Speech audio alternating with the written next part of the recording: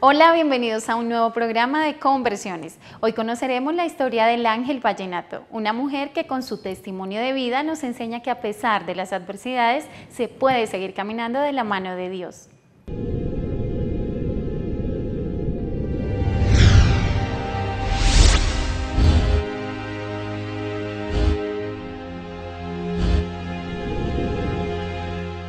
Angélica Ramírez es el ángel vallenato que nace en Huila. Bueno, Angélica Ramírez es una mujer de pueblo. Nací y crecí en un pueblo del Huila, del municipio de Tello, García, un pueblo hermoso. Me crié con mis abuelos. Desafortunadamente, en los planes de nosotros o lo que nosotros como seres humanos podemos pensar, y afortunadamente en el plan divino de Dios, pues crecí con mis abuelos, un hermano, mi hermano John Freddy, menor, yo soy la mayor. Crecimos en el pueblo felices, en una familia cristiana. Angélica vivió rodeada del amor y en medio de la humildad que le brindaron sus abuelos. Crecí feliz, estudiando allí en el pueblo. Era la niña que le encantaba salir a ayudar pues, a mis abuelos a vender los plátanos, la panela, todo lo que se producía en la finca, puesto que yo vivía, mi hermanito, mi abuela y yo, mi abuelo estaba pues, en la finca trabajando. Ellos eran mis padres pues, de crianza, con una niñez maravillosa, en medio de la humildad total y económicamente es muy pobres, por decirlo así.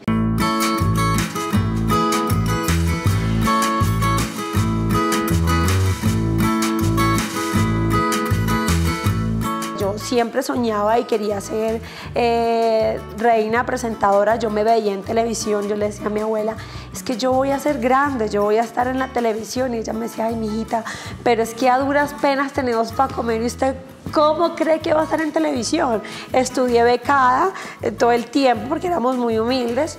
Mis uniformes eran regalados, entonces ya el que tenía en ese tiempo, si se te dañaba, le ponían un parche, ¿no? Entonces le cortaban de un lado del uniforme más viejo y el parche. Los zapaticos de caucho, mi bolso era una bolsa de plástica de rayas azul, que todo el mundo la conoce, y hay que amañar mi bolso, ¿no? Ahí era donde cargaba los cuadernos, pero era feliz y yo soñaba y yo decía, yo sé que Dios tiene cosas grandes para mí. Yo me veía en mis sueños en televisión, trabajando y ayudando a mi familia porque somos muy humildes. Cuenta con alegría algunas anécdotas de su niñez. De tener mis épocas de andar descalza, de nunca tener un juguete, de en una Navidad rogarle a Dios. Yo creo que yo fui la niña que más cartas le he escrito a Dios en la vida.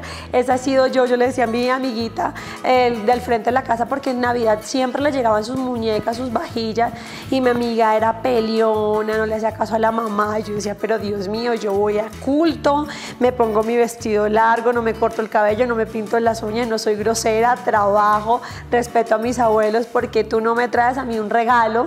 Y mi amiga me decía, no, Angélica, es que usted tiene que ponerle muchas cartas en el techo. Pues el zinc de mi casa estaba ya dañado con tantas cartas que le enviaba a Dios pidiéndole pues en diciembre mi regalo. Y nunca me llegaba a regalar en Navidad. Era como mi dolor. Yo decía, Dios a mí no me quiere porque nunca me manda regalos y a mi amiga sí. Sin embargo, nada de eso hizo que mi niñez fuera triste. Siempre fui feliz, siempre fui muy soñadora. Era feliz de irme todas las noches a los cultos con mi abuela, aunque de repente me quedaba dormida, pero definitivamente con una niñez muy hermosa.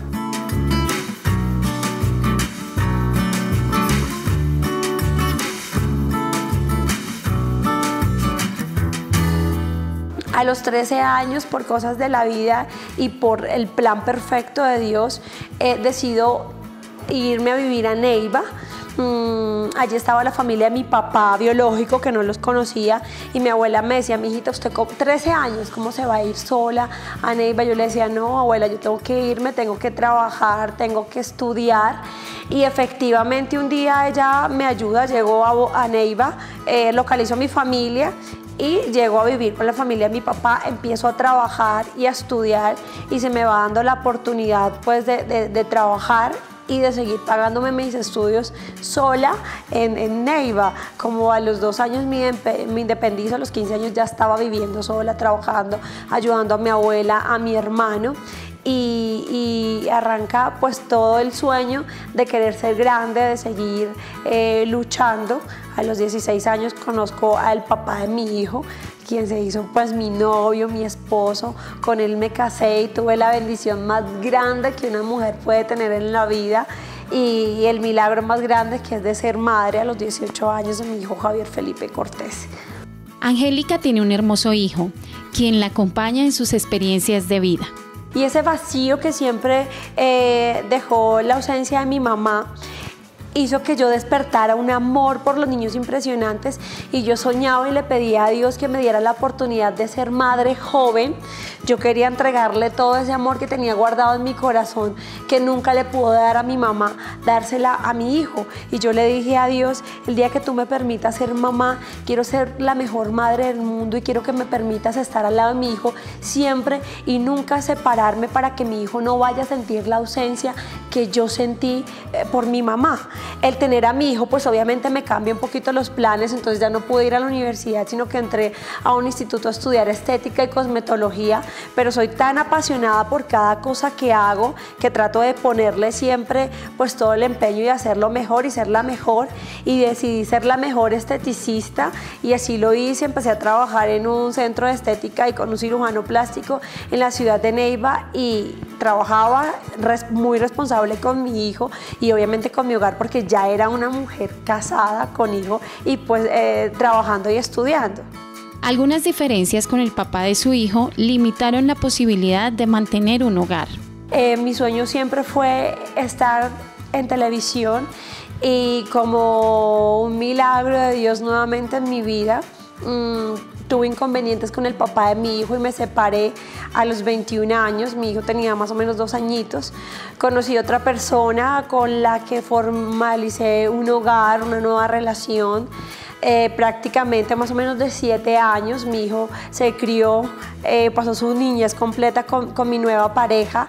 Llegó la oportunidad de entrar a televisión, de hacer televisión en Valledupar, en el Cesar, en lo que yo sabía que era la estética, y era como que en un programa hablar de tips de belleza y todo esto, y Dios me fue abriendo el espacio, tanto así que llegué de un momento a otro a estar presentando un programa musical de folclore vallenato, tanto en el Huila como en Valledupar. Angélica empieza a trabajar como periodista, presentadora y modelo para tener otra calidad de vida y ser ejemplo para su hijo. Por la indiferencia del respeto a la mujer, Angélica decide separarse, ignorando algunas consecuencias futuras. Las cosas desafortunadamente, uno dice afortunadamente, Dios sabe por qué pasa cada cosa, no se dieron con mi pareja. Luego de 7 años decidimos separarnos, terminar, pero él no lo tomó de la mejor manera. Él se cegó en celos, en dolor, en rabia, y sucedieron una cantidad de cosas impresionantes que yo no las entendía. Yo dije: no quiero más estar contigo, voy a empezar mi vida con mi hijo a un lado. Era una persona que económicamente es muy bien, como lo dicen normalmente, poderosa.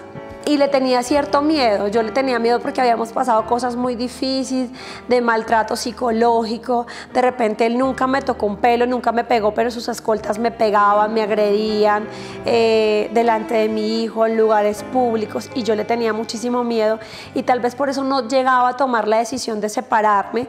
Angélica vivió momentos difíciles que nadie desearía pasar.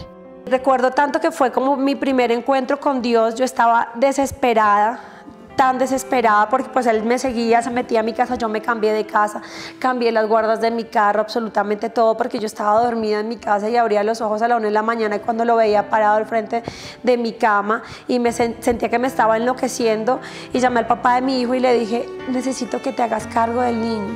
O sea, yo recuerdo tanto que me senté en un murito en una calle en Neiva y le dije: recógelo, yo no puedo más. Si él me va a hacer algo, si me va a matar, si me va a hacer algo, pues me lo hará a mí y mi hijo. No quiero que mi hijo esté conmigo, no quiero que mi hijo viva más esto. Yo tenía 8 años. Dios verá qué pasa conmigo.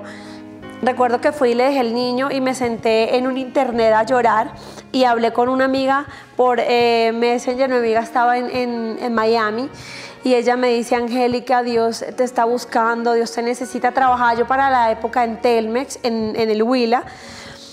Y ella todas las semanas me llamaba y me decía: Angélica, ve a la iglesia, Dios te está buscando, Dios te necesita. Y yo, sí, yo voy a ir, pero no, qué pena, tengo que grabar el niño, el colegio, unas fotos, el modelaje, mil vainas, y nunca le sacaba espacio a Dios. La vida de Angélica se parte en una realidad sin salida, se convierte en el límite de la libertad. Me habían ordenado orden de captura, tenía todos los medios nacionales e internacionales grabándome mientras me estaban leyendo como en película así de terror, que estaba siendo detenida por terrorismo, extorsión, concierto para delinquir, porte ilegal de armas, y que yo era la terrorista más fuerte del país y era la periodista de las FARC.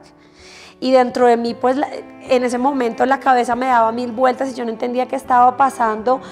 Y muy en el fondo decía: ¿cómo mi ex esposo me puede estar haciendo eso? Además pensaba que era un 14 de noviembre y el 26 de noviembre mi hijo hacía la primera comunión y era su sueño. Yo me había ido a hacer unas fotos para ganarme un dinero y poder celebrarle la fiesta de primera comunión. ¿Qué le voy a decir a mi hijo? Me leían 58 años de prisión.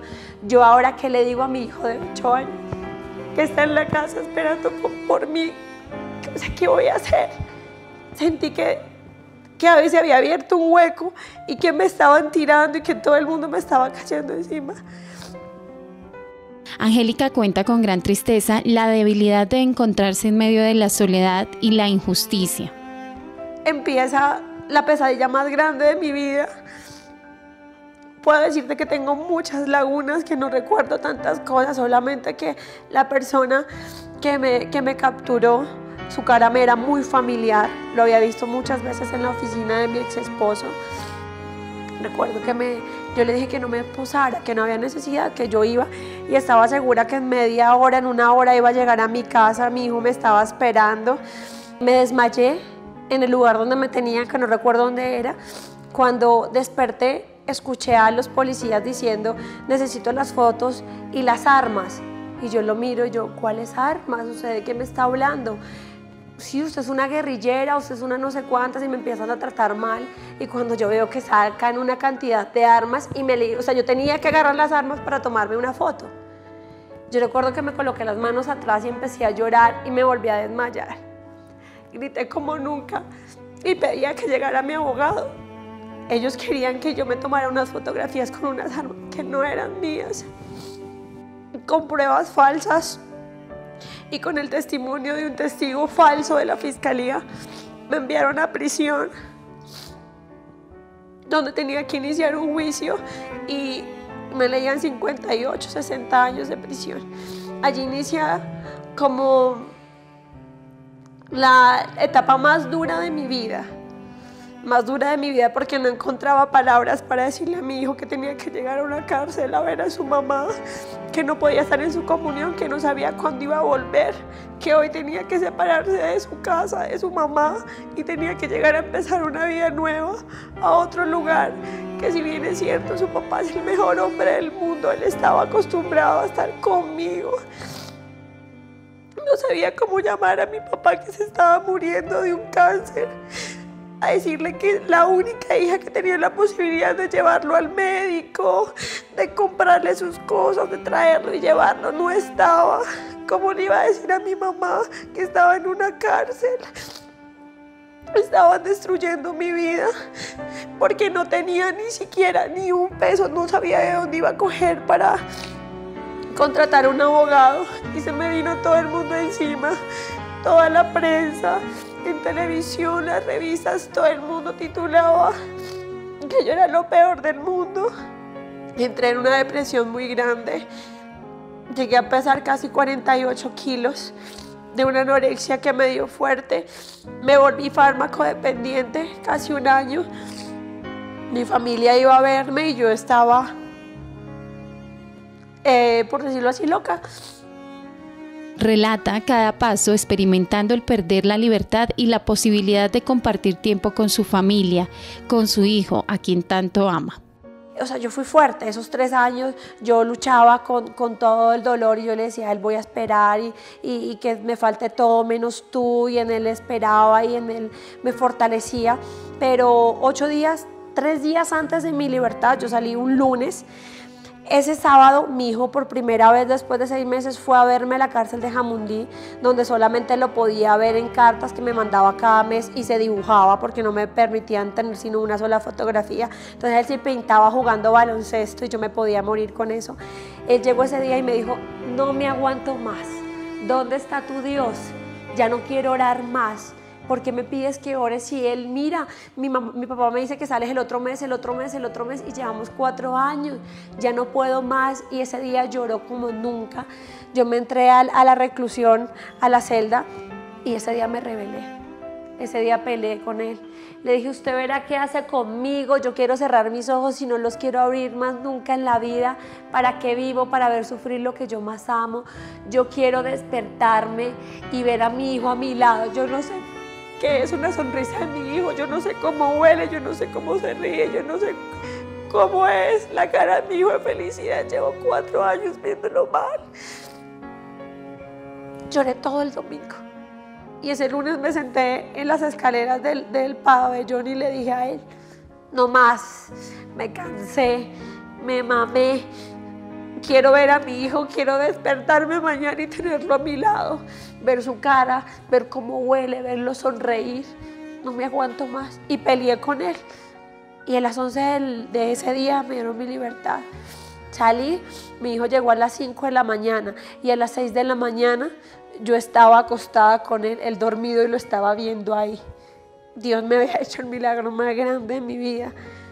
Era un 2 de octubre y el 4 de octubre, como él me lo dijo a mí en sueños, estaba reunida con mi mamá y con toda mi familia en mi casa, disfrutando de esa maravilla que es la libertad que Dios me dio.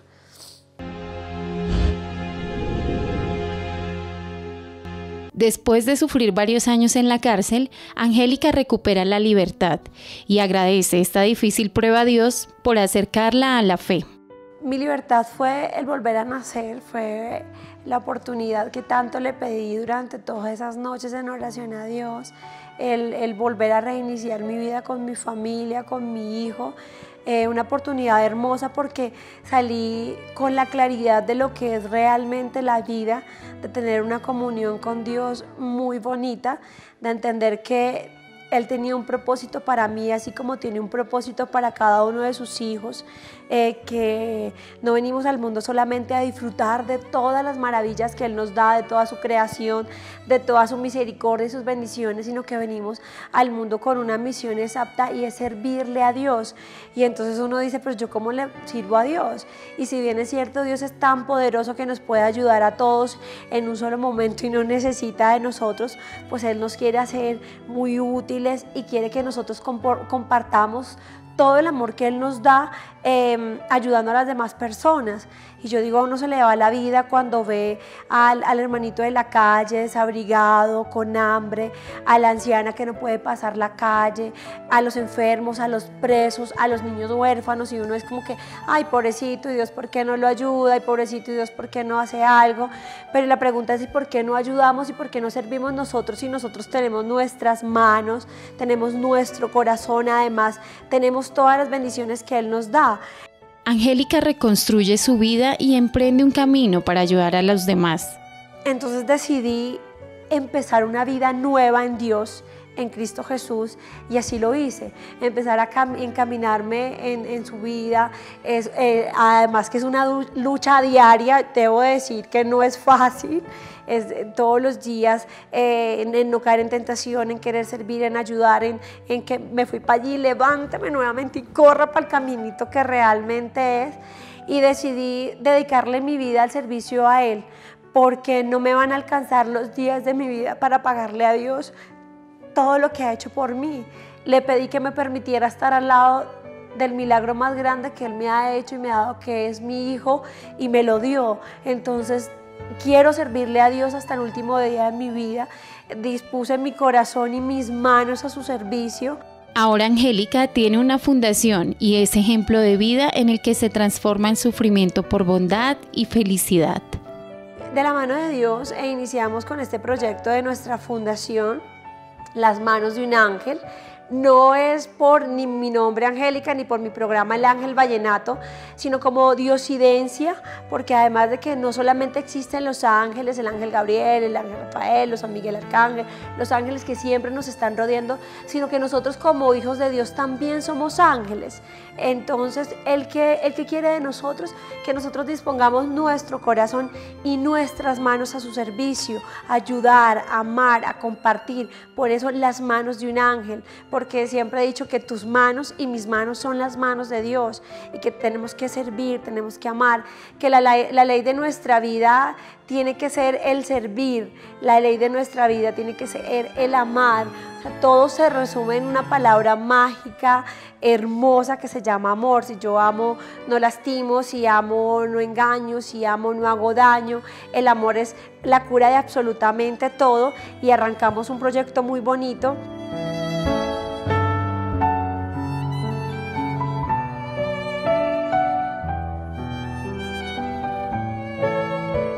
Ya son más de 20 familias que se han unido a Las Manos de un Ángel, que poco a poco ha ido cambiando la vida de todos los integrantes de esta familia. Trabajamos con los hermanitos de la calle, pero también apoyamos a las niñas que están en la cárcel, a orfanatos. Tenemos 55 niños con discapacidad, a todo aquel que nos necesite. O sea, no nos hemos centrado como que en una población como tal, sino que decidimos servirle a Dios, y servirle a Dios es servirle absolutamente a todas las personas. Y es grande y gratificante para mí cada vez que una de las personas que llegaba a la fundación después de 4 meses me dice: Angélica, tú no sabes, yo llegué a la fundación porque me acababa de separar, mi esposo me puso los cachos y estaba sufriendo y no sabía qué hacer, y quise llegar a la fundación como para ocupar mi espacio, mi tiempo, y ha sanado mi corazón y he empezado a vivir tantas cosas. Y de repente la otra persona: yo llegué porque quería ocuparme, no quería seguir haciendo tal cosa. Y es ver cómo Dios nos va uniendo, nos va encaminando absolutamente a todos, va llenando nuestro corazón, nos va alimentando y nos va mostrando lo que realmente importa en la vida, que es servir y amar, servirle a Dios.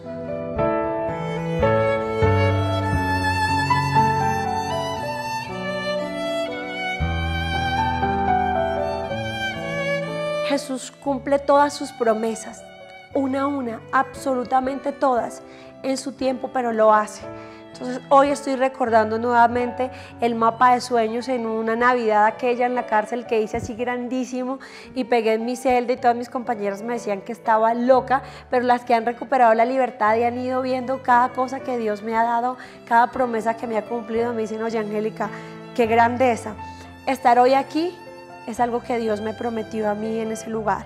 Cuando estaba desolada, llorando, sin mi hijo, Él me dijo que tenía cosas grandes para mí, que esa era una plataforma para mi vida, en la cual Él me iba a usar para llevar muchos mensajes de amor a todas las personas.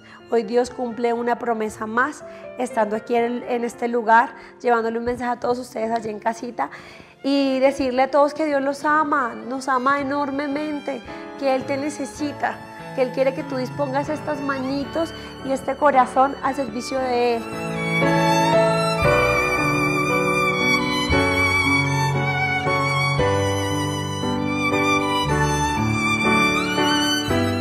Si usted tiene una historia por contarnos, puede escribirnos a conversiones@teleamiga.com o ingresar en nuestra página en Facebook como Conversiones Teleamiga.